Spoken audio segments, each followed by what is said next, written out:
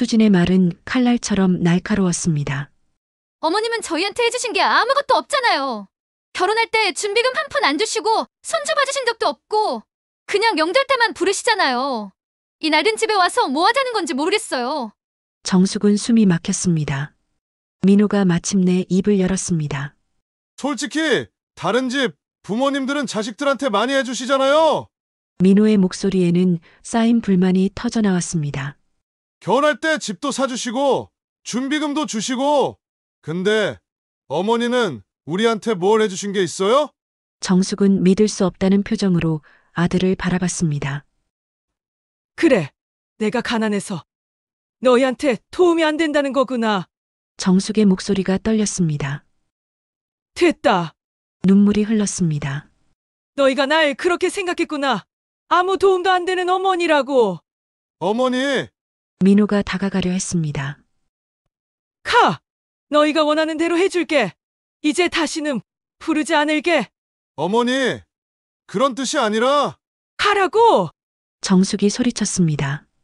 민호는 흥분했습니다. 감정이 폭발했습니다. 순간 민호의 손이 정숙의 뺨을 후려쳤습니다. 짝! 거실에 정적이 흘렀습니다. 정숙은 뺨을 감싸 쥐고 그 자리에 서 있었습니다. 자, 오늘 사연 어떤 내용인지 궁금하시죠?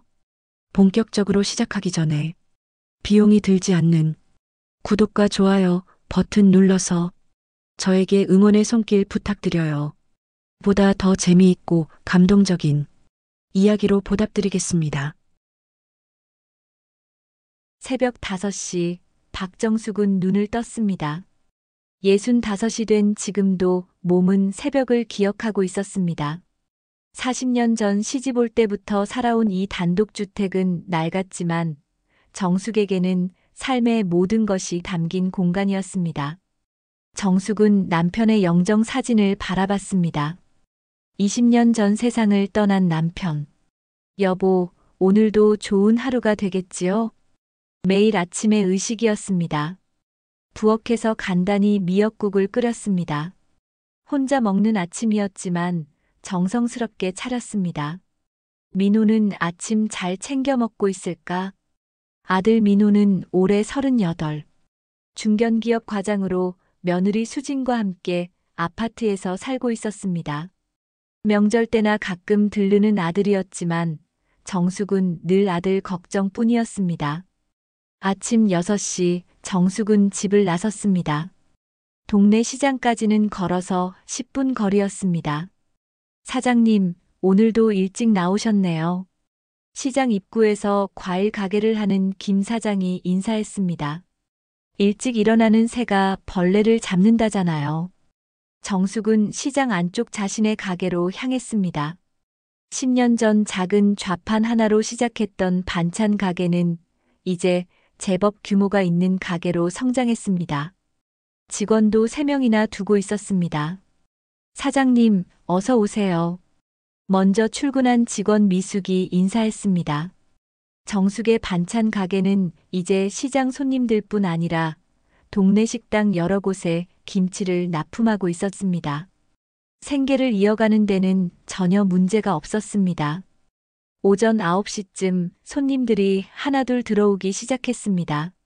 사장님, 배추김치 한 통이랑 깍두기 한 통 주세요. 네, 감사합니다. 오늘 막 담갔어요. 정숙은 환하게 웃으며 김치를 담아주었습니다. 오전 11시쯤 정숙은 직원들에게 가게를 맡기고 잠시 자리를 비웠습니다. 옆 좌판에서 나무를 파는 옥순을 만나기 위해서였습니다. 정숙 씨, 아들은 잘 있어요? 네, 잘 있어요. 명절 때 오나요? 다음 달 추석 때 온다고 했어요. 며느리는 어때요? 정숙의 얼굴이 잠시 굳었습니다. 며느리 수지는 정숙을 좋아하지 않았습니다. 그냥 그럭저럭요. 옥순이 한숨을 쉬었습니다. 요즘 젊은이들은 시어머니를 뭐로 보는지 모르겠어. 세상이 변했죠 뭐. 오후 5시 가게 문을 닫았습니다. 정숙은 천천히 집으로 걸어갔습니다. 집에 도착해 간단히 저녁을 차렸습니다. 된장찌개와 밥. 혼자 먹는 밥은 늘 외로웠습니다. 민호가 어렸을 때는 매일 같이 밥 먹었는데 정숙은 식탁 건너편 빈자리를 바라봤습니다. 식사를 마치고 거실에 앉아 텔레비전을 켰습니다. 저녁 드라마가 나오고 있었습니다. 효자 아들이 어머니를 모시는 내용이었습니다. 드라마는 드라마일 뿐이지. 밤 9시 정숙은 아들의 어린 시절 사진 앨범을 꺼냈습니다. 초등학교 입학식 날 새 교복을 입고 환하게 웃던 민호. 중학교 졸업식 날 정숙의 어깨에 기대며 속삭이던 민호. 그때가 좋았는데. 정숙은 사진을 쓰다듬었습니다. 언제부터인가 아들은 멀어졌습니다. 민호야. 엄마는 내가 행복하면 그걸로 충분해. 정숙은 사진을 가슴에 안았습니다.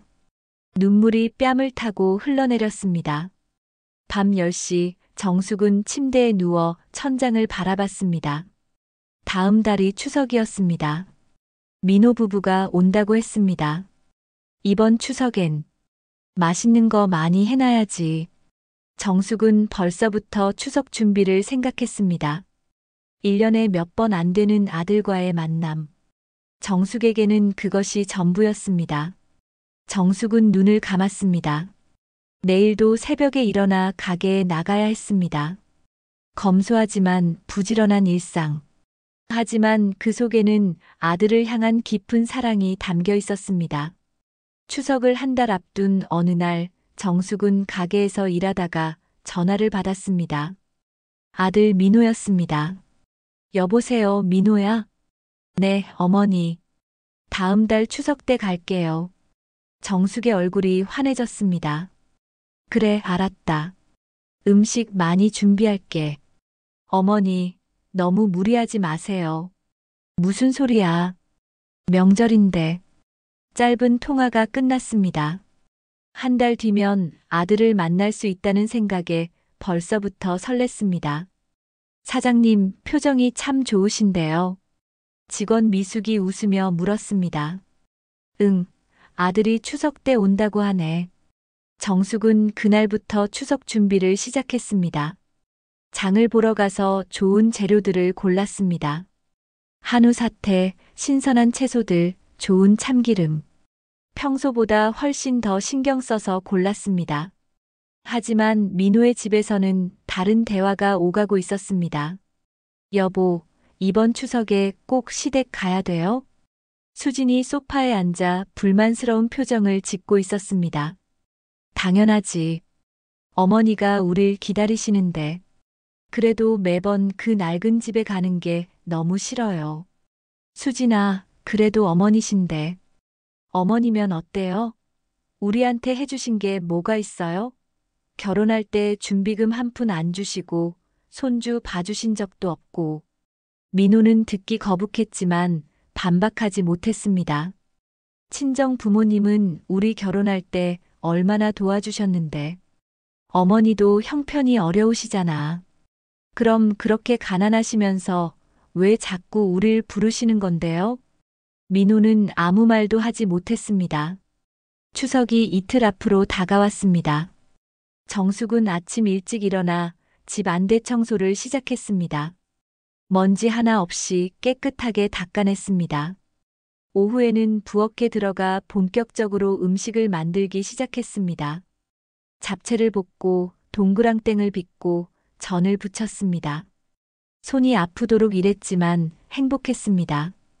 추석 당일 아침, 정숙은 새벽부터 일어나 차례상을 정성껏 차렸습니다. 밤새 준비한 음식들을 하나하나 상에 올렸습니다. 완벽해. 정숙은 만족스럽게 차례상을 바라봤습니다. 9시가 되었습니다. 정숙은 거실에 앉아 시계를 바라봤습니다. 11시. 정숙의 휴대폰이 울렸습니다. 여보세요, 민호야? 어디쯤 왔니? 어머니, 죄송한데요. 지금 출발했어요. 정숙은 실망했지만 이해하려 했습니다. 괜찮아. 천천히 조심해서 와. 오후 1시. 드디어 현관 밖에서 차 소리가 들렸습니다. 정숙은 벌떡 일어나 현관으로 달려갔습니다. 민호야. 정숙은 환하게 웃으며 아들을 맞이했습니다. 하지만 민호와 수진의 얼굴에는 피곤함만 가득했습니다. 어머니, 안녕하세요. 민호가 형식적으로 인사했습니다. 수진도 마지못해 고개를 숙였습니다. 어서 들어와. 음식 다 준비해놨어. 세 사람은 집 안으로 들어갔습니다. 하지만 수진은 집 안을 둘러보며 눈살을 찌푸렸습니다. 낡은 벽지, 오래된 가구, 삐걱거리는 마루. 정숙은 그런 수진의 표정을 보지 못한 척했습니다. 아들이 왔다는 기쁨이 모든 것을 덮었습니다. 세 사람은 차례상 앞에 섰습니다. 정숙이 정성껏 차린 상에는 음식이 가득했습니다. 잡채, 동그랑땡, 각종 전, 나물, 과일까지. 정숙은 며칠 밤을 새워 준비한 음식들이었습니다. 자, 차례 지내자. 정숙의 목소리는 들뜬 기쁨으로 떨렸습니다. 세 사람이 차례로 절을 올렸습니다. 정숙은 절을 하며 남편에게 속으로 말했습니다. 여보, 민호가 왔어요. 우리 아들이 명절에 찾아왔어요. 차례를 마치고 세 사람은 상 앞에 앉았습니다. 정숙이 송편을 권했습니다. 민호야, 송편 먹어봐. 내가 좋아하던 깨 넣은 거야. 네, 어머니. 민호가 송편을 하나 집어 먹었습니다. 하지만 수지는 송편을 집지도 않고 휴대폰만 들여다보고 있었습니다. 수진아, 너도 먹어봐. 정숙이 며느리에게 권했지만 수지는 고개만 저었습니다. 배 안 고파요. 냉랭한 대답이었습니다. 거실은 어색한 침묵으로 가득했습니다. 정숙은 대화를 이어가려 애썼습니다. 민호야, 회사 일은 어째? 그냥 바빠요. 짧은 대답만 돌아왔습니다.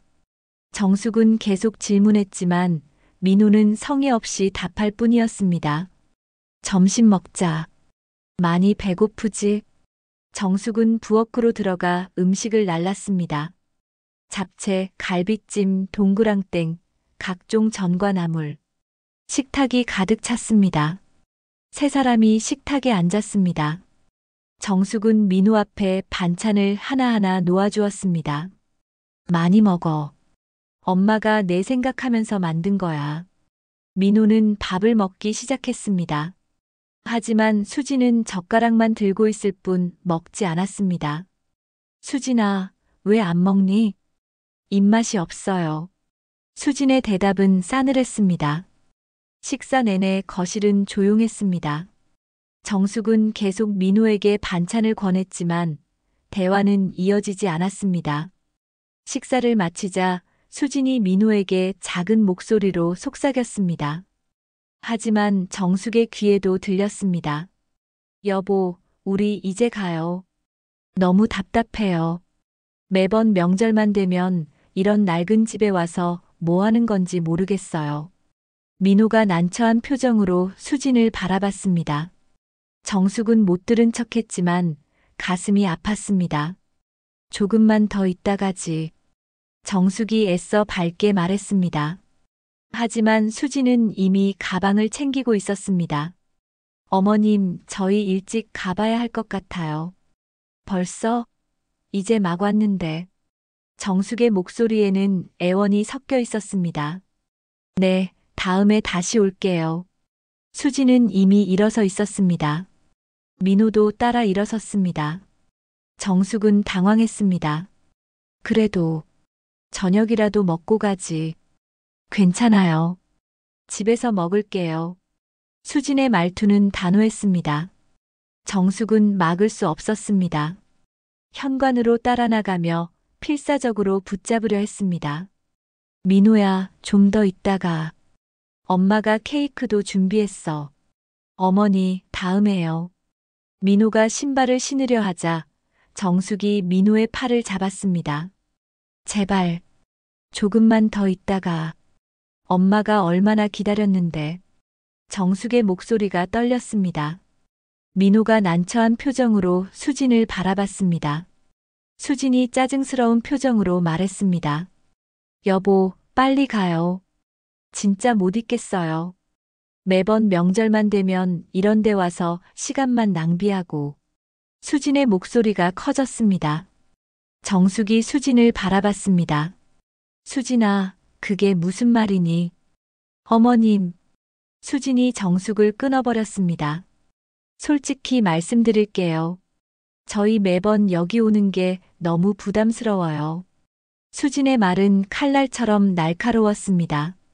어머님은 저희한테 해주신 게 아무것도 없잖아요.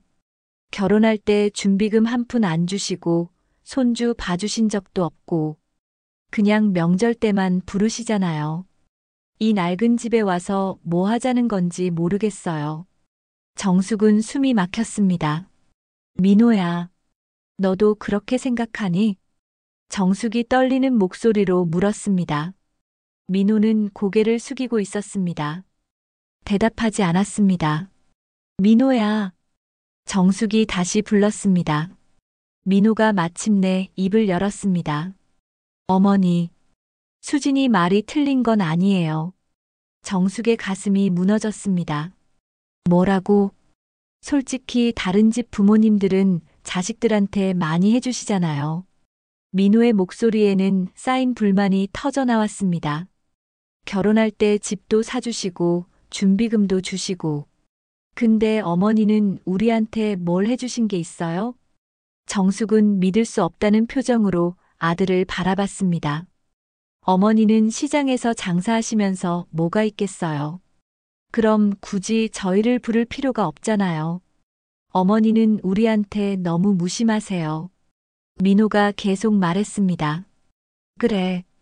내가 가난해서 너희한테 도움이 안 된다는 거구나. 정숙의 목소리가 떨렸습니다. 아무것도 안 해주시면서 왜 자꾸 부르시는 건지 모르겠어요. 민호가 말했습니다. 됐다. 정숙의 목소리가 떨렸습니다. 눈물이 흘렀습니다. 너희가 날 그렇게 생각했구나. 아무 도움도 안 되는 어머니라고. 어머니. 민호가 다가가려 했습니다. 정숙이 뒤로 물러섰습니다. 가. 너희가 원하는 대로 해줄게. 이제 다시는 부르지 않을게. 어머니, 그런 뜻이 아니라. 가라고. 정숙이 소리쳤습니다. 민호는 당황했습니다. 정숙의 팔을 잡으려 했습니다. 어머니, 진정하세요. 손 놓으세요. 정숙이 팔을 뿌리쳤습니다. 하지만 민호는 더 세게 잡았습니다. 어머니, 왜 이러세요? 민호는 흥분했습니다. 감정이 폭발했습니다. 순간 민호의 손이 정숙의 뺨을 후려쳤습니다. 짝! 정숙의 얼굴이 옆으로 돌아갔습니다. 거실에 정적이 흘렀습니다. 수진이 비명을 질렀습니다. 민호는 자신이 무슨 짓을 했는지 깨달았습니다. 손이 떨렸습니다. 어머니. 정숙은 뺨을 감싸쥐고 그 자리에 서 있었습니다. 눈에는 눈물이 고였습니다. 하지만 그것보다 더 큰 것은 배신감이었습니다. 민호야. 내가 엄마한테. 정숙의 목소리가 떨렸습니다. 민호가 황급히 다가가려 했습니다. 어머니, 제가 잘못했어요. 제가 미쳤어요. 하지만 정숙이 손을 들어 막았습니다. 가까이 오지 마. 정숙의 목소리는 차갑게 식어 있었습니다. 뺨에는 붉은 손자국이 선명했습니다. 나가. 어머니, 제발. 당장 나가. 다시는 내 앞에 나타나지 마. 정숙의 목소리는 차갑고 단호했습니다. 민호가 무릎을 꿇으려 했습니다. 어머니, 제가 정말 잘못했어요. 하지만 정숙은 등을 돌렸습니다. 민호가 마지막으로 말했습니다. 그래요. 어머니가 그렇게 나오시면 저도 어쩔 수 없네요. 아무 도움도 안 되시는 어머니라면 굳이 다시 올 이유가 없죠. 다시는 안 올게요. 저희 인생에 끼어들지 마세요. 정숙은 대답하지 않았습니다. 그저 등을 돌린 채 서 있을 뿐이었습니다. 민호와 수지는 집을 나섰습니다. 문이 쾅 닫혔습니다. 정숙은 홀로 거실에 남았습니다.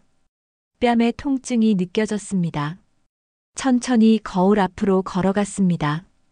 거울 속에는 뺨에 붉은 손자국이 선명한 자신이 보였습니다. 정숙은 뺨을 만졌습니다. 아들의 손이 닿았던 자리.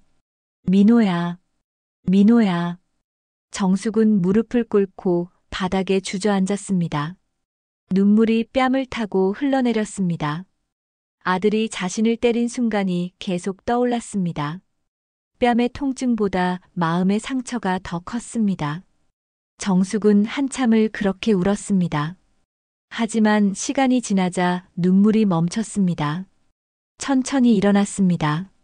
거울 앞에 섰습니다. 눈물 자국이 가득한 얼굴. 하지만 눈빛은 달라져 있었습니다. 슬픔에서 분노로, 분노에서 결연함으로. 정숙은 뺨의 통증을 무시하고 화장대 서랍을 열었습니다. 손거울을 꺼내 뺨을 다시 확인했습니다. 붉은 손자국이 여전히 선명했습니다. 정숙은 휴대폰을 꺼냈습니다. 뺨의 손자국을 사진으로 찍었습니다. 증거로 남겨두기 위해서였습니다. 그리고 서재로 향했습니다. 책상 서랍을 열었습니다. 낡은 수첩 하나를 꺼냈습니다.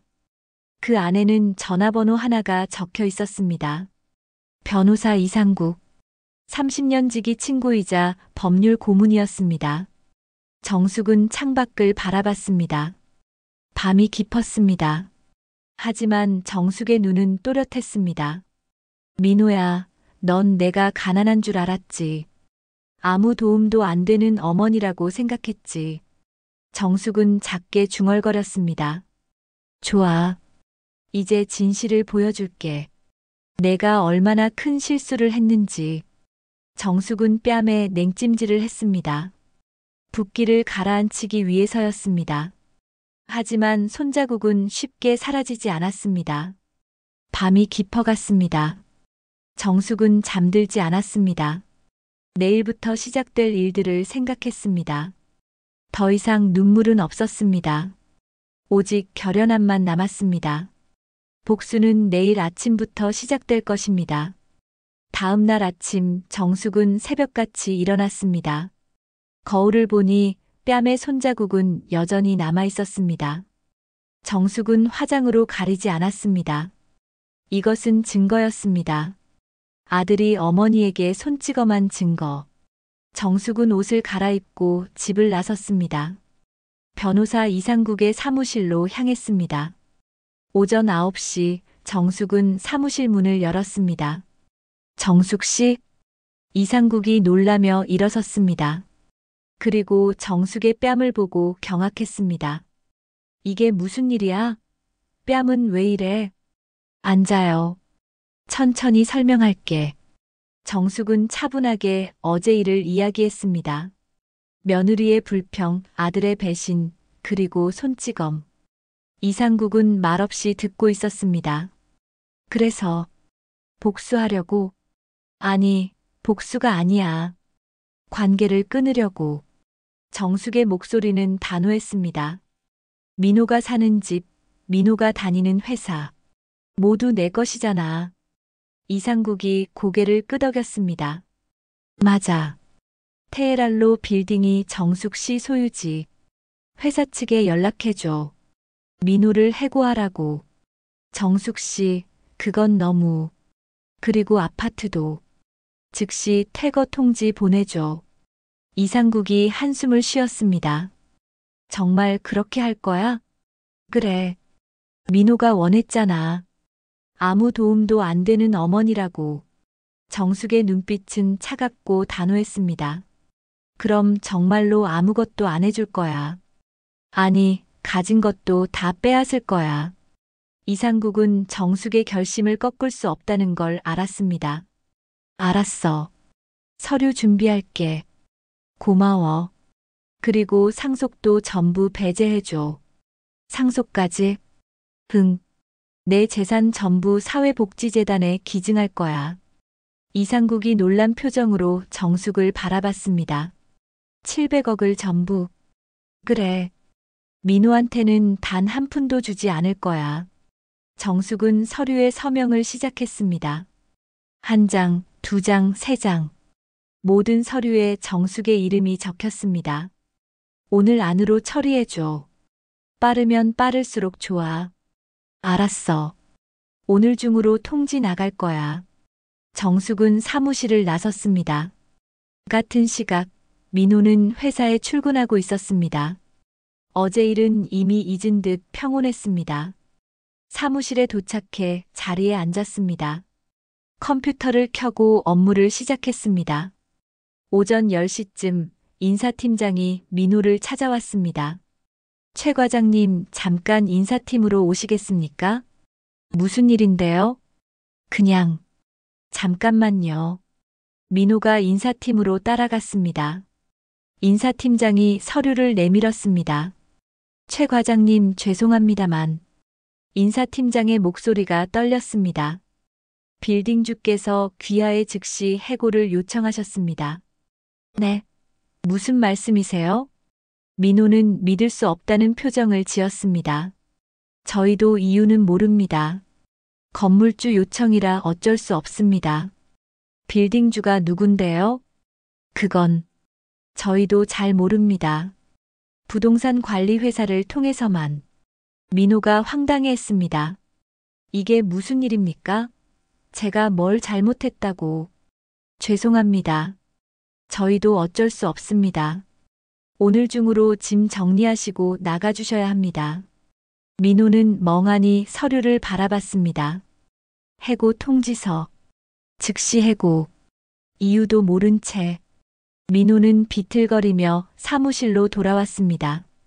동료들이 수군거렸습니다. 최 과장 해고됐대. 갑자기. 무슨 일이래? 건물주가 요청했대. 민호는 아무 말도 할 수 없었습니다. 황급히 짐을 쌌습니다. 오후 3시 민호는 회사를 나섰습니다. 집으로 돌아가는 길. 머릿속이 복잡했습니다. 왜 갑자기 해고를 당했을까? 건물주가 누구길래?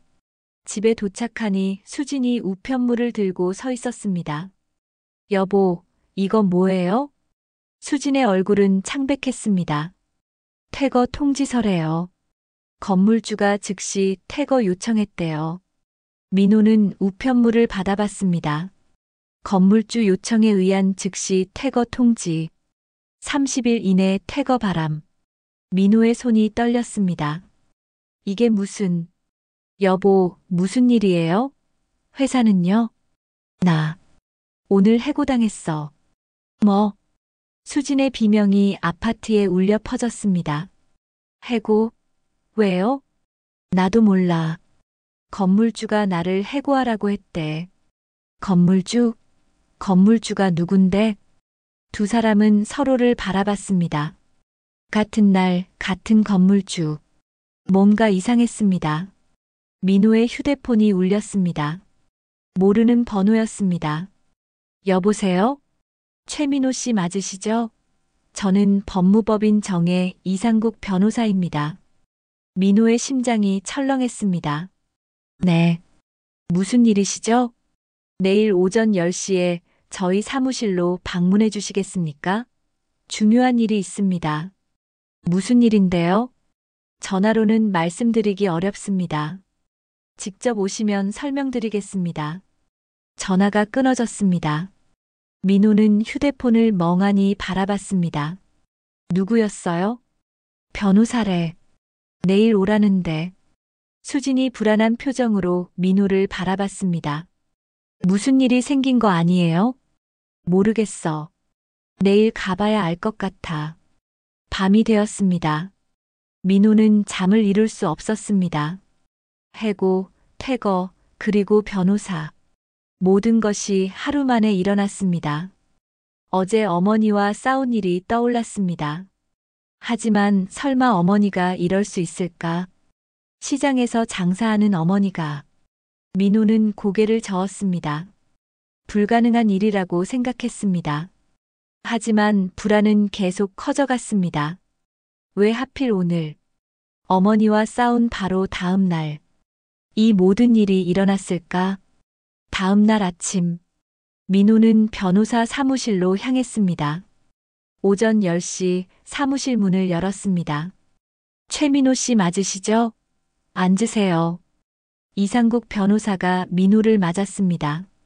민호는 긴장한 채 앉았습니다. 무슨 일로 저를 부르신 건가요? 박정숙 여사의 법률 대리인으로서 말씀드립니다. 민호의 가슴이 철렁했습니다. 어머니요? 네. 박정숙 여사께서는 최민호 씨와의 모든 관계를 단절하기로 결정하셨습니다. 민호의 얼굴이 창백해졌습니다. 그리고 이것은 귀하가 거주하시던 아파트의 등기부등본입니다. 이상국이 서류를 민호 앞에 놓았습니다. 민호는 떨리는 손으로 서류를 집어들었습니다. 소유자 박정숙. 민호의 입이 떡 벌어졌습니다. 이게, 네. 귀하가 거주하시던 아파트는 박정숙 여사 소유입니다. 이상국이 다른 서류도 꺼냈습니다. 그리고 이것은 귀하가 근무하시던 회사 빌딩 등기부등본입니다. 민호는 서류를 받아봤습니다. 소유자 박정숙. 어머니가 빌딩주? 네. 테헤란로 빌딩과 강남역 인근 상업빌딩 총 2채를 소유하고 계십니다. 민호는 의자에서 미끄러질 듯 주저앉았습니다. 그럼 제가 해고당한 것도, 네. 건물주이신 박정숙 여사의 요청입니다. 이상국이 계속 서류를 꺼냈습니다. 그리고 여사께서는 삼성전자 등 우량 주식과 국채, 회사채를 포함해 약 700억 원의 자산을 보유하고 계십니다. 700억? 민호는 숨이 막혔습니다. 여사께서는 전 재산을 사회복지재단에 기증하기로 결정하셨습니다. 귀하는 상속에서 완전히 제외되었습니다. 민호가 벌떡 일어났습니다. 안 돼요. 어머니를 만나게 해주세요. 여사께서는 귀하와의 만남을 거부하셨습니다. 제발, 한 번만. 이상국이 고개를 저었습니다. 여사께서 마지막으로 전하신 말씀이 있습니다. 이상국이 메모를 읽었습니다. 아무 도움도 안 되는 어머니라고 했지. 좋아. 이제 정말 도움 안 돼줄게. 아니, 내가 가진 것도 다 빼앗을 거야. 다시는 내 앞에 나타나지 마. 민호는 그 자리에 주저앉았습니다. 민호는 비틀거리며 변호사 사무실을 나섰습니다. 머릿속이 하얗게 변했습니다. 어머니가 700억 자산가라는 사실, 자신이 살던 집도 다니던 회사도 모두 어머니 소유라는 사실, 그리고 이제 모든 것을 잃게 되었다는 사실. 민호는 길거리에서 멈춰 섰습니다. 어제 어머니를 때린 장면이 떠올랐습니다. 아무 도움도 안 되는 어머니라면 다시 오지 않겠습니다.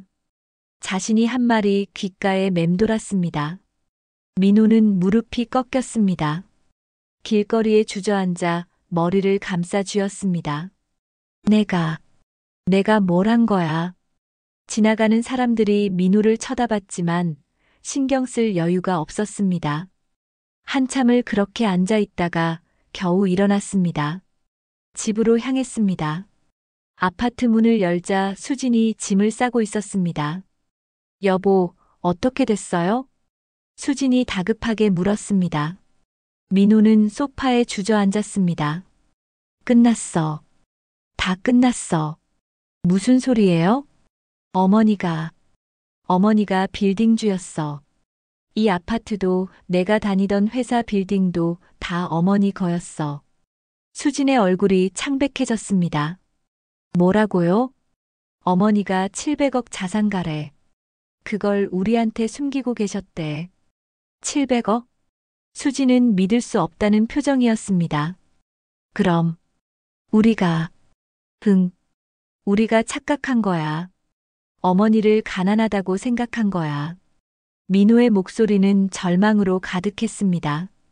그리고 이제 다 빼앗기게 됐어. 집도 직장도 상속도. 수진이 소파에 주저앉았습니다. 이럴 수가. 내가 어머니를 때렸어. 손찌검했어. 민호는 자신의 손을 바라봤습니다. 어머니를 때렸던 그 손. 어머니가 얼마나 상처받으셨을까. 민호는 눈물을 흘렸습니다. 수진도 멍하니 앉아 있었습니다. 우리, 어떡해요? 집도 나가야 하고, 당신은 직장도 없고. 모르겠어. 정말 모르겠어. 민호는 고개를 떨구었습니다. 그날부터 민호의 삶은 무너지기 시작했습니다. 일주일 후 민호와 수지는 아파트에서 쫓겨났습니다. 짐을 싸서 작은 월세방으로 이사했습니다. 원룸. 신혼 초보다도 작은 공간이었습니다. 민호는 매일 구직 활동을 했습니다. 하지만 쉽지 않았습니다. 최 과장님, 이력서 잘 봤습니다만. 면접관이 난처한 표정을 지었습니다. 죄송합니다. 저희로서는 채용이 어려울 것 같습니다. 민호는 면접장을 나섰습니다. 세 번째 면접 탈락이었습니다. 한 달이 지났습니다. 민호는 여전히 일자리를 구하지 못했습니다. 수지는 파트타임 일을 시작했습니다. 편의점 아르바이트. 시급 10,000원. 어서 오세요. 수지는 손님들에게 인사했습니다. 예전에는 명품 가방을 들고 다니던 수진이었습니다. 이제는 편의점 유니폼을 입고 일하고 있었습니다. 여보, 오늘 월세 내야 해요. 수진이 지친 목소리로 말했습니다. 알아. 내가 뭐라도 구해볼게. 민호는 고개를 숙였습니다. 2달이 지났습니다. 민호는 겨우 작은 회사에 취직했습니다. 월급은 전 직장의 절반도 안 됐습니다. 최 대리, 이 서류 정리해 주세요. 신입사원보다 어린 팀장이 민호에게 지시했습니다. 네, 알겠습니다. 민호는 고개를 숙이고 서류를 받았습니다. 예전에는 과장이었습니다. 이제는 평사원. 아니, 막내였습니다. 저녁이 되어 집으로 돌아왔습니다. 좁은 원룸에는 수진이 라면을 끓이고 있었습니다. 저녁 먹어요. 두 사람은 말없이 라면을 먹었습니다. 예전에는 외식도 자주 하고 좋은 음식을 먹었습니다. 이제는 라면이 전부였습니다. 여보. 수진이 조심스럽게 말을 꺼냈습니다. 시어머니한테 사과하는 게 어때요? 민호는 젓가락을 내려놓았습니다. 나도 생각은 해봤어. 하지만 어머니가 날 만나주실까? 그래도 시도는 해봐야죠. 우리 이렇게 살 수는 없잖아요. 민호는 고개를 떨구었습니다. 내가 어머니를 때렸어. 손찌검했어. 어떻게 용서를 구해? 그래도 수진의 목소리도 작아졌습니다. 사실 수진도 죄책감에 시달리고 있었습니다. 자신이 시어머니를 무시했습니다. 자신이 민호를 부추겼습니다. 그 결과가 지금의 삶이었습니다. 밤이 깊었습니다. 민호는 잠들지 못하고 천장을 바라봤습니다. 어머니 생각이 났습니다. 추석날 정성껏 차려주신 음식, 환하게 웃으며 맞아주시던 모습. 많이 먹어. 엄마가 내 생각하면서 만든 거야. 어머니의 목소리가 귓가에 맴돌았습니다. 민호는 눈물을 흘렸습니다. 어머니, 죄송해요. 제가 정말 잘못했어요. 하지만 어머니는 곁에 없었습니다. 민호가 스스로 밀어낸 것이었습니다. 다음 날 민호는 결심했습니다. 어머니께 사과하러 가기로. 용서받을 수 있을지는 모르지만 사과는 해야 했습니다. 민호는 어머니 집으로 향했습니다. 오랜만에 찾는 그 낡은 단독주택. 예전에는 불편하고 낡아 보였던 집. 이제는 그리운 곳이었습니다. 대문 앞에 섰습니다. 손이 떨렸습니다. 초인종을 누르려다가 멈췄습니다. 용기가 나지 않았습니다. 한참을 망설이다가 초인종을 눌렀습니다. 띵동. 잠시 후 문이 열렸습니다. 정숙이 나왔습니다. 민호를 보자 정숙의 얼굴이 굳었습니다. 어머니. 민호의 목소리가 떨렸습니다. 뭐 하러 왔니? 정숙의 목소리는 차갑고 냉정했습니다. 어머니, 제가 잘못했어요. 정말 잘못했어요. 민호는 무릎을 꿇었습니다. 대문 앞 바닥에 무릎을 꿇고 고개를 숙였습니다. 용서해 주세요. 제가 미쳤어요. 어머니를 때린 것 평생 후회하고 있어요. 정숙은 아들을 내려다봤습니다. 무릎 꿇은 아들. 예전 같았으면 당장 일으켜 세우고 안아줬을 것입니다. 하지만 지금은 달랐습니다. 일어나. 어머니. 일어나라고 했어. 정숙의 목소리는 단호했습니다. 민호가 천천히 일어섰습니다. 정숙은 아들을 똑바로 바라봤습니다. 넌 내가 가난하다고 생각했지. 아무 도움도 안 된다고 했지. 어머니, 제가 정말 됐어. 이제 와서 사과해봐야 소용없어. 정숙이 말을 끊었습니다. 너한테 실망했어. 내가 그런 아이로 자랄 줄 몰랐어. 어머니, 제발 돌아가. 다시는 오지 마. 어머니. 민호가 외쳤지만 정숙은 문을 닫았습니다. 쾅. 민호는 닫힌 문 앞에 서 있었습니다. 무릎이 꺾였습니다. 다시 바닥에 주저앉았습니다. 어머니. 어머니. 민호는 문 앞에서 한참을 울었습니다. 하지만 문은 열리지 않았습니다. 집 안에서 정숙도 문에 기대 서 있었습니다. 아들의 울음소리가 들렸습니다. 정숙의 눈에도 눈물이 맺혔습니다. 하지만 참았습니다. 민호야, 엄마도 힘들어. 하지만 넌 선을 넘었어. 정숙은 작게 중얼거렸습니다. 1시간이 지나고 민호는 결국 일어났습니다. 비틀거리며 집을 떠났습니다. 정숙은 창문 너머로 아들의 뒷모습을 바라봤습니다. 가슴이 아팠습니다. 하지만 돌이킬 수 없었습니다. 아들이 어머니에게 손찌검한 순간 모든 것이 끝난 것이었습니다. 민호는 터덜터덜 집으로 돌아왔습니다. 얼굴은 눈물 자국으로 얼룩져 있었습니다. 원룸 문을 열자 수진이 기다리고 있었습니다.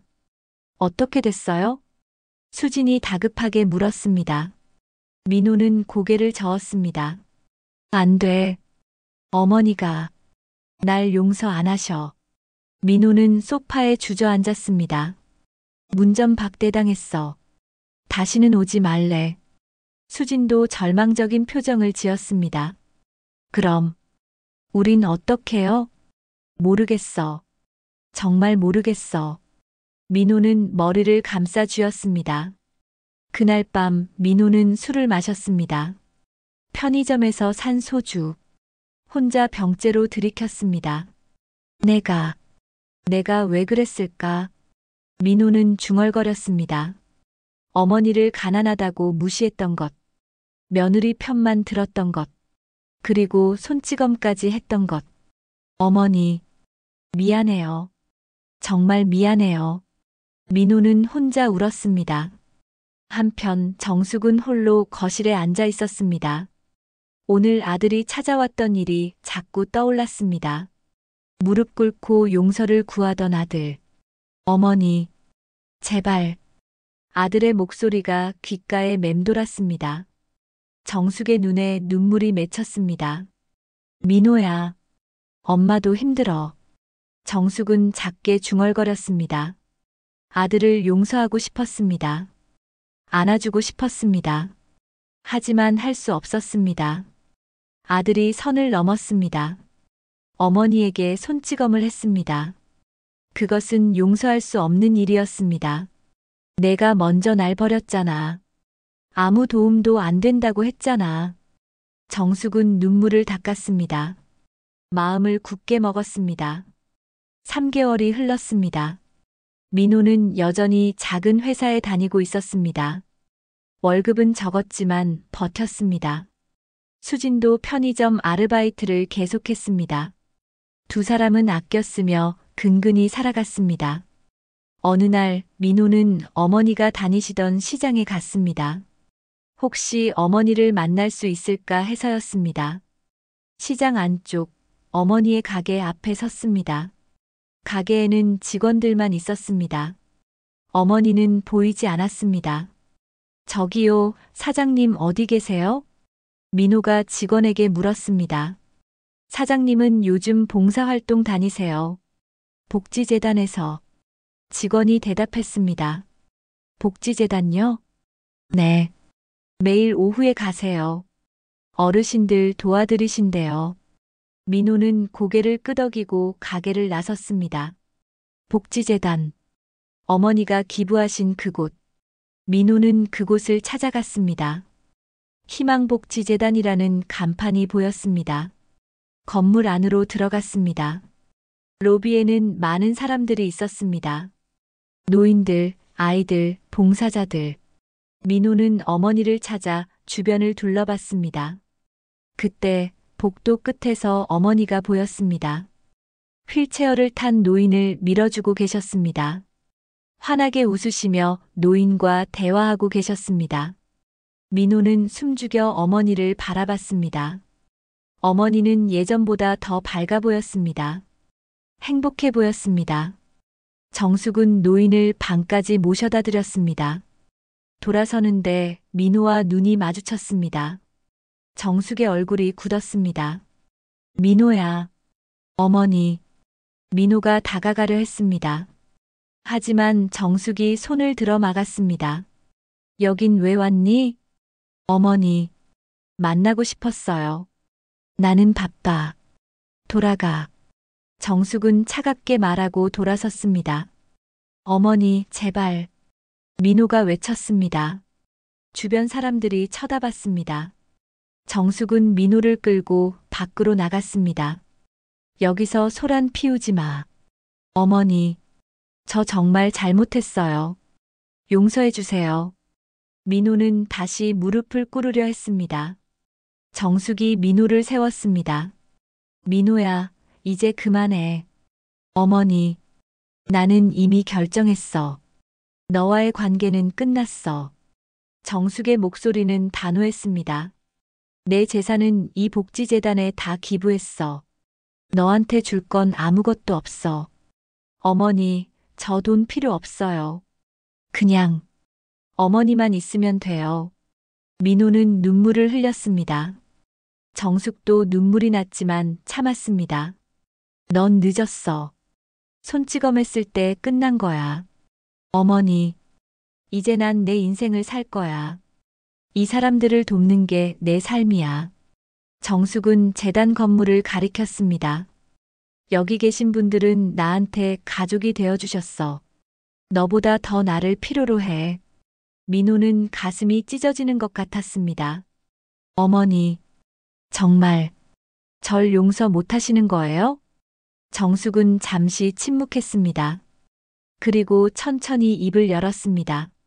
민호야, 나도 힘들어. 하지만 넌 선을 넘었어. 어머니, 어머니를 때린 아들. 그건 용서할 수 없어. 정숙은 돌아섰습니다. 이제 가. 다시는 오지 마. 정숙은 재단 건물로 들어갔습니다. 민호는 그 자리에 멍하니 서 있었습니다. 어머니의 뒷모습이 멀어졌습니다. 영원히 6개월이 더 흘렀습니다. 정숙은 매일 시장 가게와 복지재단을 오갔습니다. 아침에는 가게 일을 했습니다. 오후에는 재단에서 봉사했습니다. 노인들을 돌보고 아이들을 가르쳤습니다. 정숙 씨, 오늘도 오셨네요. 재단 직원이 반갑게 인사했습니다. 그럼요. 여기 오는 게 제일 즐거워요. 정숙은 환하게 웃었습니다. 정말 행복해 보였습니다. 재단에서 만난 노인들, 아이들. 그들이 정숙에게 새로운 가족이 되었습니다. 할머니, 오늘도 책 읽어주세요. 한 아이가 정숙에게 다가왔습니다. 그래, 우리 민지. 어떤 책 읽을까? 정숙은 아이를 안고 책을 펼쳤습니다. 따뜻한 오후였습니다. 정숙은 웃고 있었습니다. 아들 없이도, 재산 없이도 정숙은 행복했습니다. 진정한 행복을 찾았습니다. 돈이 아닌 사람과 함께하는 삶, 베푸는 삶. 그것이 정숙이 선택한 길이었습니다. 1년이 흘렀습니다. 정숙 씨, 오늘 신문 봤어요? 재단 직원이 신문을 들고 왔습니다. 무슨 신문? 희망복지재단 기사가 났어요. 정숙 씨 인터뷰도 실렸고요. 정숙은 신문을 받아봤습니다. 700억 재산 기부한 박정숙 씨, 매일 봉사활동 전념. 제목이 크게 적혀 있었습니다. 기사에는 정숙의 사진과 함께 이야기가 실려 있었습니다. 시장에서 장사하며 모은 재산, 홀로 아들을 키우며 악착같이 모은 돈. 그 모든 것을 사회에 환원한 이야기. 부끄럽네요. 이렇게까지 할 필요 있었나? 정숙이 쑥스럽게 웃었습니다. 무슨 말씀을? 정숙 씨는 정말 대단하세요. 직원이 감탄했습니다.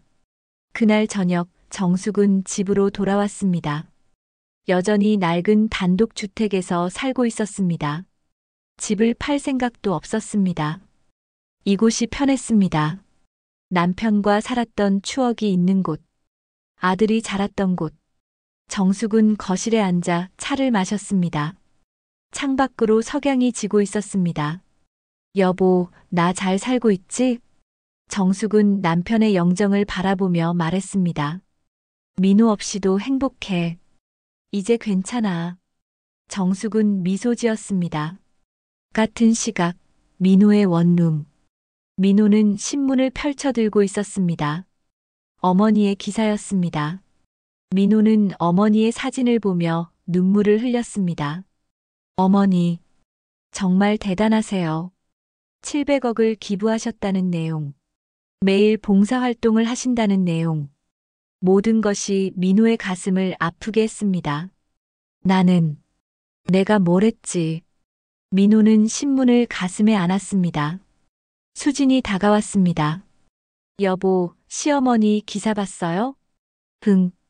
정말 대단하신 분이셨네요. 수진도 눈물을 흘렸습니다. 우리가 정말 큰 실수를 한 거예요.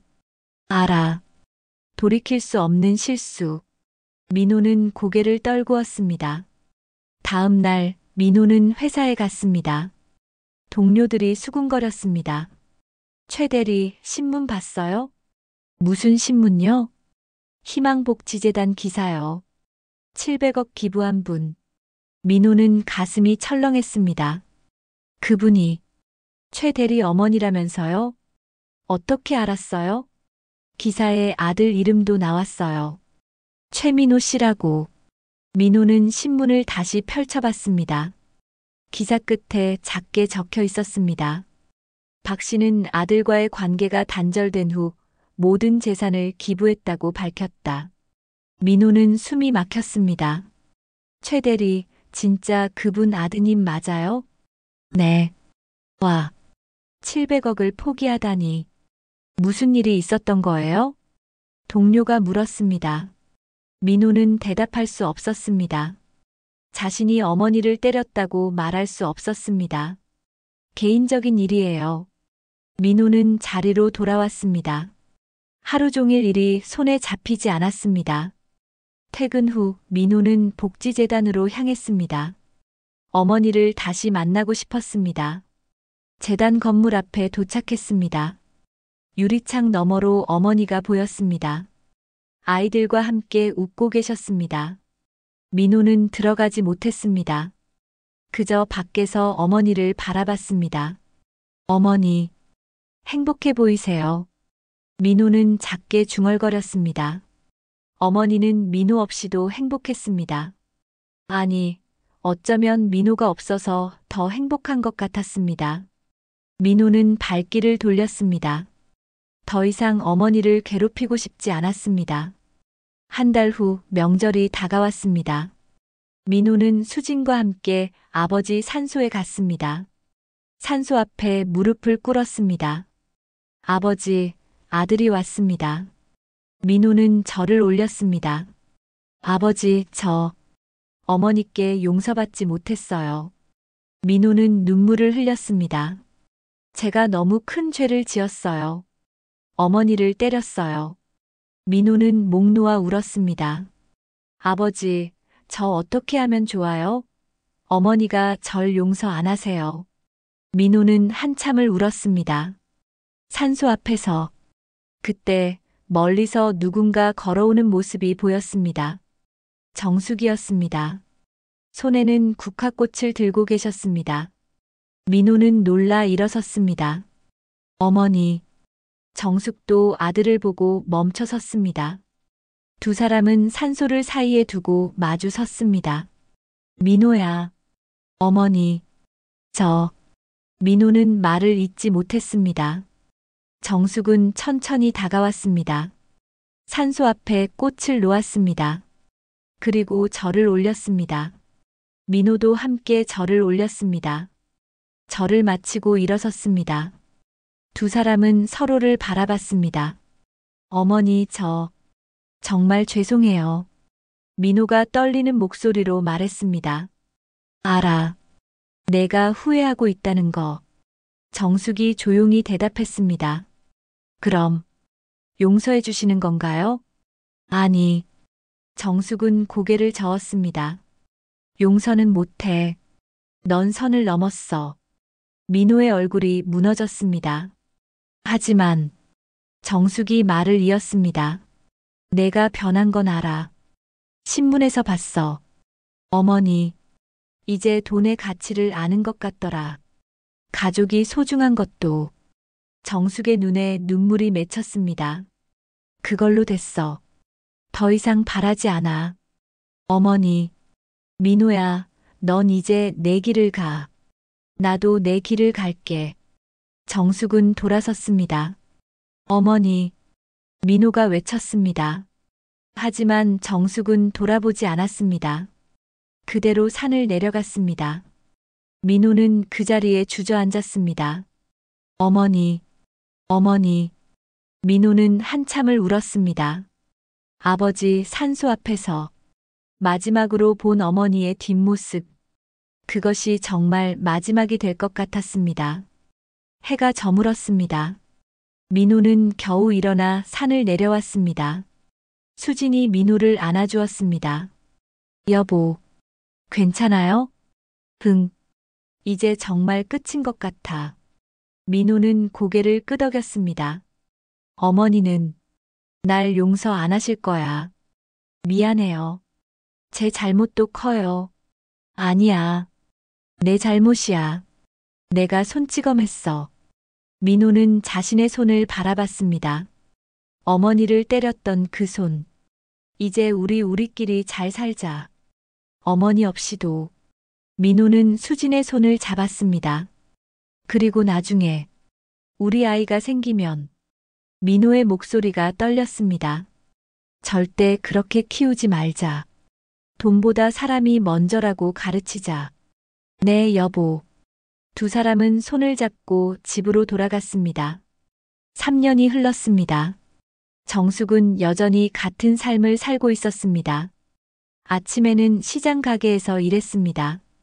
오후에는 희망복지재단에서 봉사했습니다. 정숙 씨, 오늘 새로운 아이들이 왔어요. 재단 직원이 말했습니다. 그래요? 어디 한번 볼까요? 정숙은 환하게 웃으며 아이들에게 다가갔습니다. 5살쯤 된 남자아이와 여자아이였습니다. 안녕, 난 할머니야. 이름이 뭐니? 저는 준호예요. 난 지은이요. 그래, 잘 왔어. 여기서 재미있게 놀자. 정숙은 아이들의 손을 잡았습니다. 따뜻했습니다. 이 아이들이 정숙에게 삶의 이유였습니다. 저녁이 되어 집으로 돌아왔습니다. 정숙은 거실에 앉아 차를 마셨습니다. 텔레비전을 켰습니다. 저녁 뉴스가 나오고 있었습니다. 다음 소식입니다. 희망복지재단이 올해 우수봉사단체로 선정되었습니다. 앵커의 목소리가 들렸습니다. 이 재단은 3년 전 박정숙 씨의 700억 원 기부로 설립되었으며 정숙은 미소 지었습니다. 뿌듯했습니다. 같은 시각, 민호의 집. 민호와 수진도 같은 뉴스를 보고 있었습니다. 여보, 시어머니 재단이네요. 그러게. 화면에 어머니의 모습이 잠깐 비쳤습니다. 아이들과 함께 웃고 계셨습니다. 어머니, 정말 행복해 보이세요. 민호는 작게 중얼거렸습니다. 여보, 제가 임신했어요. 수진이 조심스럽게 말했습니다. 민호는 놀라 수진을 바라봤습니다. 정말? 네. 3달 됐대요. 민호의 눈에 눈물이 맺혔습니다. 우리 부모가 되는구나. 민호는 수진을 안았습니다. 여보, 우리 아이한테는 정말 잘해줘요. 그럼 절대 우리처럼 키우지 말자. 6개월 후 수진이 출산했습니다. 건강한 남자아이였습니다. 아들이에요. 축하드려요. 민호는 아들을 안았습니다. 작고 따뜻한 생명. 우리 아들. 잘 키울게. 이름 뭐로 지을까요? 효준이. 효도 효자의 중걸할 준자. 여보, 시어머니께 알려드려야 하지 않을까요? 민호는 고개를 끄덕였습니다. 민호는 병원 로비로 내려갔습니다. 어머니께 전화를 걸었습니다. 여보세요? 어머니의 목소리였습니다. 어머니 민호예요. 전화기 너머로 침묵이 흘렀습니다. 무슨 일이니? 어머니, 제가 아들을 낳았어요. 손주예요. 그래. 축하한다. 어머니의 대답은 짧았습니다. 어머니, 한번 보러 오시면 안 될까요? 안 돼. 어머니, 민호야, 이제 전화하지 마. 너도 내 가족 잘 챙겨. 잘 살아. 그걸로 됐어. 전화가 끊어졌습니다. 민호는 눈물을 흘렸습니다. 1년이 또 흘렀습니다. 효준이는 돌을 맞았습니다. 작은 돌잔치를 열었습니다. 하지만 정숙은 오지 않았습니다. 그날 밤 민호는 혼자 어머니 집 앞에 섰습니다. 효준이의 돌 사진을 들고 대문 앞에 사진을 놓았습니다. 그리고 편지를 함께 두었습니다. 어머니, 손주 효준이가 돌을 맞았습니다. 보고 싶으시면 언제든 연락 주세요. 사랑합니다. 민호는 그냥 돌아섰습니다. 다음 날 아침 정숙은 사진과 편지를 발견했습니다. 환하게 웃는 아기. 손주 효준이었습니다. 정숙은 사진을 바라봤습니다. 눈물이 흘렀습니다. 귀엽네. 우리 손주. 정숙은 편지를 읽었습니다. 민호야. 정숙은 사진을 가슴에 안았습니다. 그리고 천천히 집 안으로 들어갔습니다. 사진을 서랍 깊숙한 곳에 넣었습니다. 보고 싶었습니다. 하지만 만날 수 없었습니다. 용서할 수 없었습니다. 정숙은 눈물을 닦았습니다. 그리고 재단으로 향했습니다. 정숙 씨, 오늘도 오셨네요. 재단 아이들이 달려왔습니다. 할머니. 그래, 우리 애들. 할머니 왔어. 정숙은 아이들을 안았습니다. 이 아이들이 정숙의 가족이었습니다. 정숙은 환하게 웃었습니다. 아픔을 감춘 채. 그렇게 세월은 흘렀습니다. 정숙은 재단에서 봉사하며 살았습니다. 민호는 아들을 키우며 살았습니다. 두 사람은 같은 하늘 아래 살았지만 만나지 않았습니다. 영원히. 정숙은 70이 되었습니다. 여전히 재단에서 일했습니다. 정숙 씨, 오늘은 좀 쉬세요. 직원이 걱정했습니다. 괜찮아요. 아이들이 기다리는 걸요. 정숙은 웃으며 아이들에게 갔습니다. 그날 저녁 정숙은 집으로 돌아왔습니다. 거실에 앉아 남편의 영정을 바라봤습니다. 여보, 나 잘 살았지? 정숙은 작게 중얼거렸습니다. 민호 없이도 행복했어. 후회 없어. 정숙은 미소 지었습니다. 창밖으로 석양이 지고 있었습니다. 아름다운 저녁이었습니다. 정숙은 눈을 감았습니다. 평온했습니다. 이것이 정숙이 선택한 삶이었습니다. 아들을 용서하지 않은 채, 하지만 후회 없이 세상을 위해 살았던 삶. 그것으로 충분했습니다.